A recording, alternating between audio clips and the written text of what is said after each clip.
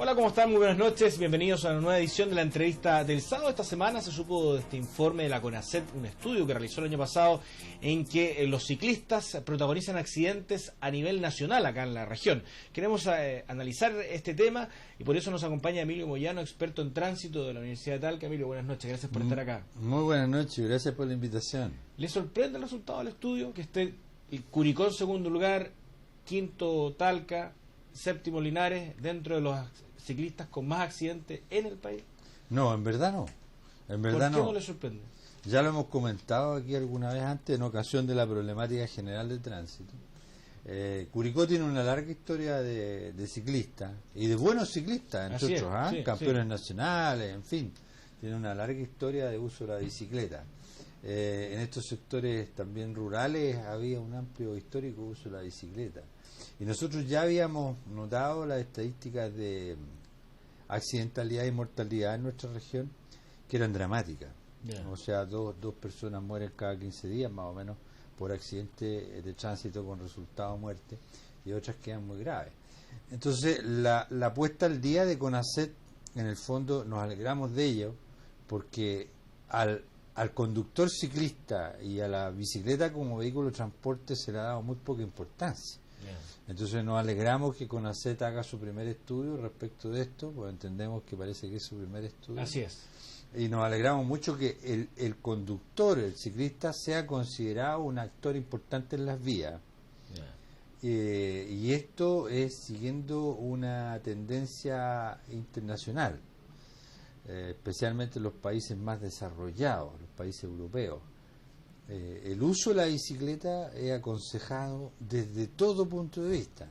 ¿Pero qué es lo que está faltando acá? ¿Mayor conciencia de los ciclistas? ¿Mejores vías para los ciclistas? Porque los ciclistas no tienen vías casi, por lo menos acá en el Maule se ha hablado de proyectos, hay recursos, se ha anunciado, hay un convenio por parte de vivienda, pero en lo concreto hoy día hay muy pocas ciclovías y por lo tanto muchos andan en la vereda o cada uno a la buena de Dios. Exactamente. Bueno, usted apuntó a uno de los motivos principales. En general uno podría decir que hay tres grandes factores respecto a la seguridad de tránsito en bicicleta. Uno tiene que ver con la disponibilidad de ciclovías.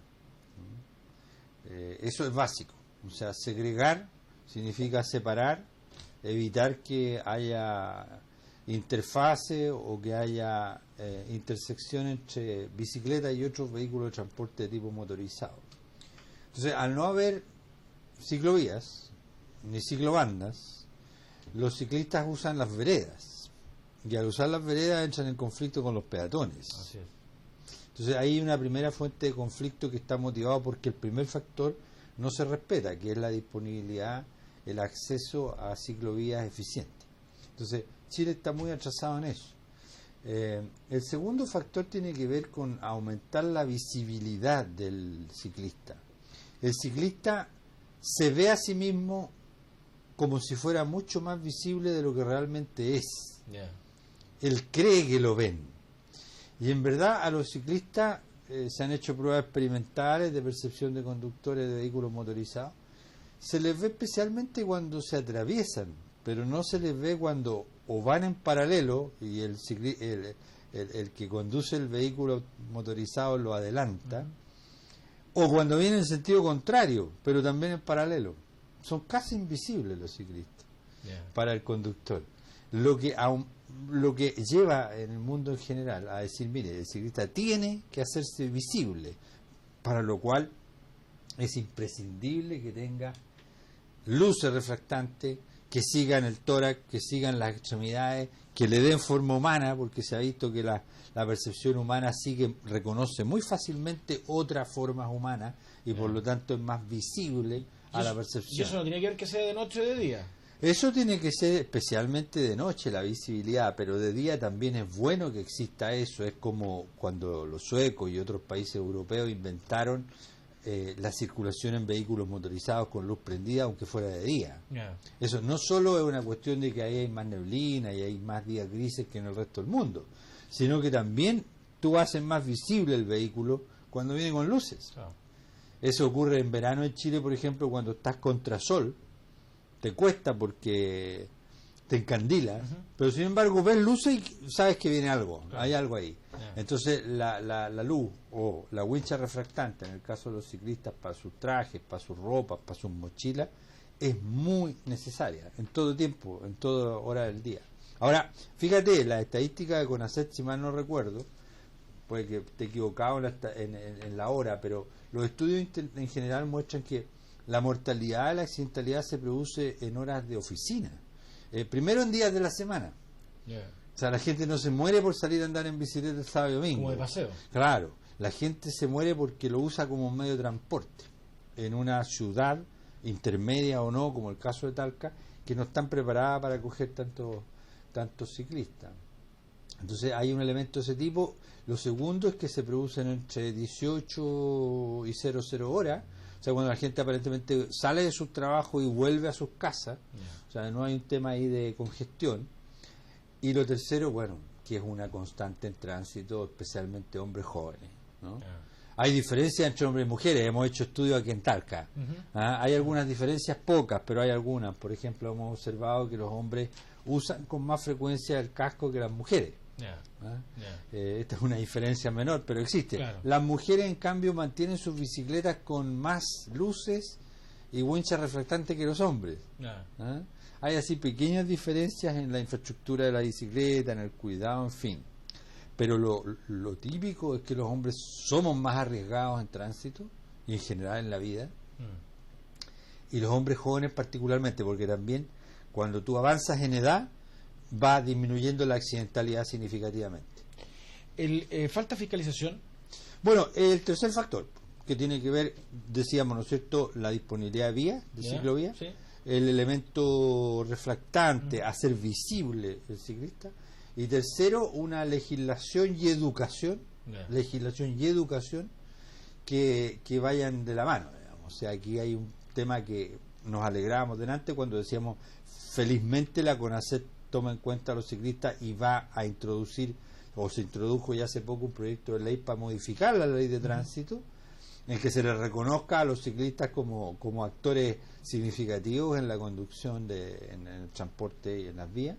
Entonces hay problemas también de atraso, como ocurre en otros ámbitos de la legislación en nuestro país, que tenemos códigos, normas, reglamentos muy atrasados, que no se condicen con la situación actual. Entonces quisiera agregarte al respecto que, por ejemplo, un problema que hoy día se manifiesta en casi todo el mundo con los peatones, pero que también afecta a los ciclistas, es el uso de la tecnología celular.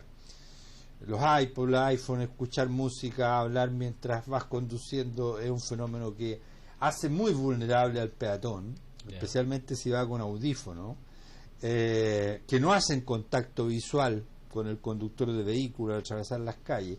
Bueno, y al ciclista le está pasando algo parecido, es decir, va con audífono, va escuchando música, pierde atencionalidad, el oído es muy importante en la conducción, y al tener tapones con audífonos deja de percibir estímulos auditivos, y ese es un input necesario para una buena conducción. Entonces también hay un riesgo involucrado en las nuevas tecnologías. Y en ese sentido, este proyecto de ley que se va a discutir en el Congreso, ¿qué debiera incluir a su juicio fundamentalmente para regular el uso de la bicicleta y a los ciclistas en la ruta?